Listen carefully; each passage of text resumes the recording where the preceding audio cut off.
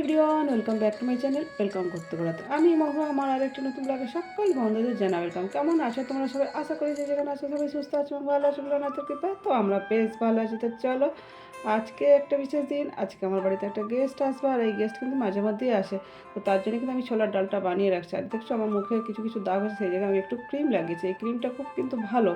তো এটা অ্যাপ্লাই করলে কিন্তু আমার দাগগুলো চলে যায়। শীত পড়া মুখে কিন্তু আসে এই দাগগুলো আমার হঠাৎ হঠাৎ করে। এটা গত বছর থেকে আসতে যাক, আমি ডালটা করে নিচ্ছি। এর আগে কিন্তু আমি রান্নাবান্না সব করে নিচ্ছি। আর এটা কিন্তু ব্লগটা আমি 11টা থেকে স্টার্ট করছি। তো তোমরা সবাই সাথে থাকো, সঙ্গে থাকো। আই হোপ তোমাদের কাছে ব্লগটা অনেক অনেক ভালো লাগবে। আর প্রত্যেকে কিন্তু ভিডিওটি কন্টিনিউ করো। তো আমি কিন্তু স্নান করে খেতে বসে গেছি। আমি আর মিস্টার মণ্ডল দুজনের ভাত বেড়ে নিয়েছি। আর আজকে ওই মাছ, একটু সবজি, 5 মিশালি সবজি আর একটা মাছের ঝাল, এটুকুই করতে পেরেছি।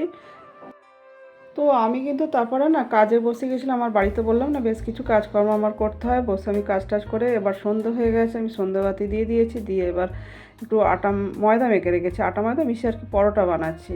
তো অ্যাকচুয়ালি কে আসছে সেটা তোমাদের পরে তার সাথে সাক্ষাৎ করাবো। তো আমি এখানে পরোটাগুলো বানিয়ে নিচ্ছি একটু একটু করে। যার জন্য আমি ছোলার ডালটা আমি ওই সকালের দিকে করে রান্নার আগে পরে আর কি করে রেখেছি। কেন কি আমার করে রাখলে রাতে আর ওই ডাল ফাল বা তরকারি যা করতে তো লাগে, করতে হবে না। তো আমি পরোটাগুলো একটা একটা করে সব আর কি বানিয়ে নিচ্ছি। কেন কি আমি আমার সুবিধা মতো বললাম না, আমি সবসময় একটু পরোটা 4টে 5টা এরকম করে বেলে নিয়ে আমি বানাই। আর আমি সানফ্লাওয়ারে সবসময় করি, সেটা তোমাদের কাছে সবসময় শেয়ার করি। আমার রান্না বান্না বেশিরভাগই সানফ্লাওয়ারে হয়, মাঝে মধ্যে অলিভ অয়েলও হয়, তবে খুব কম, অলিভ অয়েলেরটা খুব কম হয়।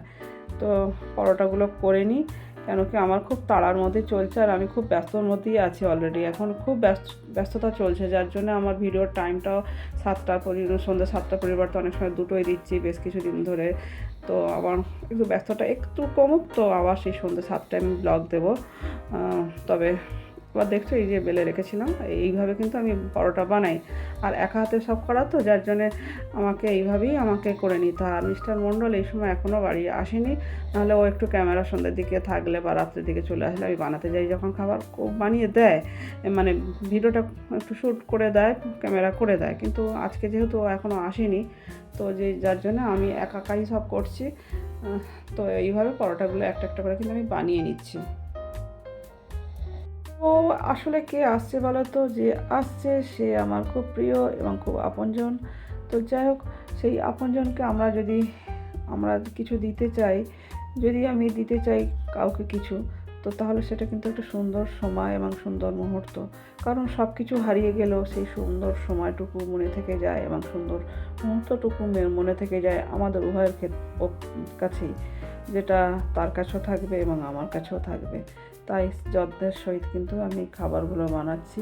আর আমি যাদের যে সময়টুকু দিই, মূল্যবান সময়, সেই সময়টুকু কিন্তু আমি সেই সময়ের মাঝে কিন্তু আর কাউকে নিয়ে আসি না। তখন শুধু আমি আমার সেই আপনজনগুলোকে নিই, আর যারা আসে তাদের নিয়ে কিন্তু আমি চেষ্টা করি সময় কাটানো। তো আমার পরোটা শেষ। তো এরপরে কিন্তু আমি বেগুন ভেজে নেব। কেন কি বেগুনটা ওই যেটা পরোটা বানিয়েছিলাম ননস্টিকের ফ্রাইং প্যানে, ওখানেই আমি বেগুন ভেজে নিচ্ছি। আর একটু লবণ, একটু মানে চিনি দিয়েছিলাম যাতে কালারটা আসে। হলুদটা একদম সামান্য দিয়েছি, দেখে কিন্তু মনে হচ্ছে অ্যাকচুয়ালি কিন্তু এতটা দিইনি। যাক, বেগুনগুলো কিন্তু আমি ভেজে নেব। আর কি বলো তো, বেগুনটা ভাজার সময় একটু ঢাকাও দিয়ে দেবো, তাতে কি আর নরমটাও হয়, খুব সুন্দর হয়। আর এইদিকে আমরা মনে করি বেগুন ভাজাটা প্রায় হয়ে এসছে, বেশ সুন্দর লাল লাল করে ভাজছি।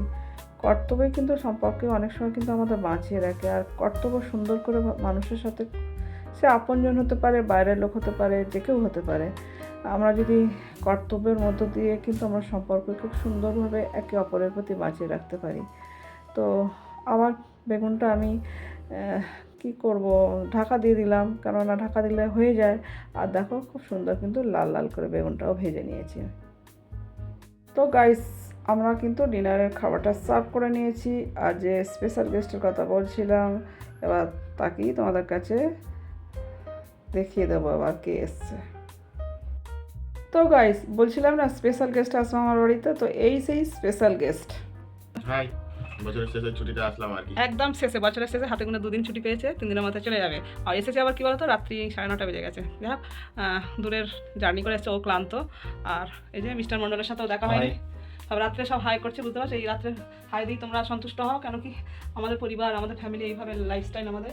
এই যে, আর আমাদের আজকে কী বলতো, ছেলে আসবে বলে না, ওবেলা তো দেখেছো আমি ছোলার ডালটা করে রেখেছিলাম, এবেলা শুধু আমি রাত্রে একটু পরোটা করেছি আর বেগুন ভেজেছি, আর কিছু করতে পারিনি। মিষ্টিটা আছে, কিন্তু ঠান্ডা মিষ্টি বলে আমি আর খাবেও না, তাছাড়াও শরীরটা ভালো লাগছে না বললো। তো খাওয়া দাওয়া স্টার্ট করো। খাওয়া দাওয়া শুরু করলে?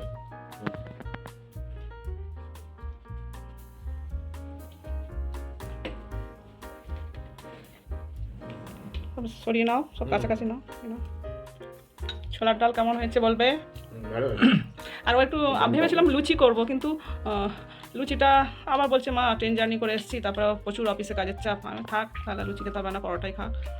তো তাই পরোটা করে দিলাম। আর ও লুচি পরোটা যেহেতু একটু ভালোবাসে, আমারও ইচ্ছা নিজে হাতে একটু করে খাওয়ালে আমার বেশ ভালো লাগে আর কি, যা হয় আর কি মায়েদের মন। চলো আমরা কিন্তু খাওয়া দাওয়া স্টার্ট করি। আর আমার ছেলে খাওয়া দেখছো, দেখো বাচ্চাদের মতো, এখন সেই বাচ্চাদের মতো খাওয়া। ওই যে পরোটাতে নিল, নিয়ে চোবালো ছবি, তারপরে আর যেটা অন্ধকার করছে ওরমভাবে খায়। তো আমি কিন্তু খাওয়া স্টার্ট করি। আর রাত্রিটা অনেকটা, ও এলোই 9:30, প্রায় 9:30। কী করবো বলো, আর হাঁ করে বসে আছি, মানে সন্ধ্যের পর থেকে কখন ছেলে আসবে, এটা একটা হয় মায়েদের মন তো। আর আমারও শরীর যে খুব ভালো তা না, আমার শরীরটা ভীষণ ক্লান্ত, অ্যাকচুয়ালি প্রচুর ক্লান্ত শরীর, এতটাই টায়ার্ড হয়ে গেছে কাজকর্ম করে সব কিছু।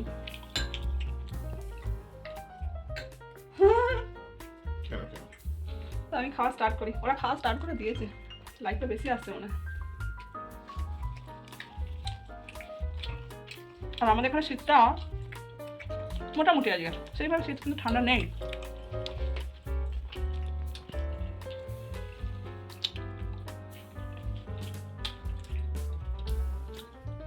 প্রতিটা লাইট পড়ছে না, তোর এই দিকটা একটু লাইটটা কম আসছে।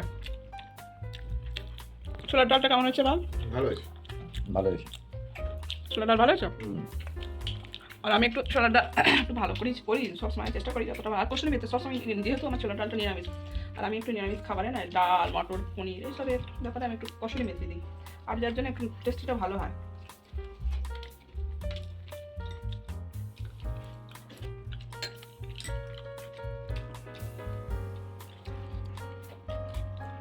খেয়েই বলছে মা আমি খেয়েই ঘুম দেবো।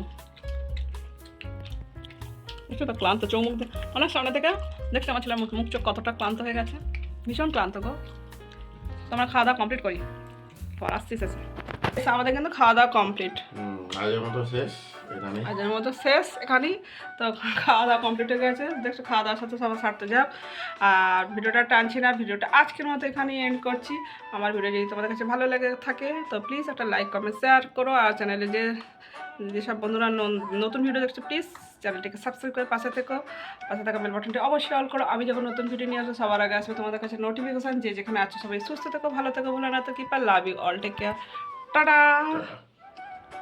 টাটা। পরবর্তী দেখা হচ্ছে নেক্সট ভিডিওতে।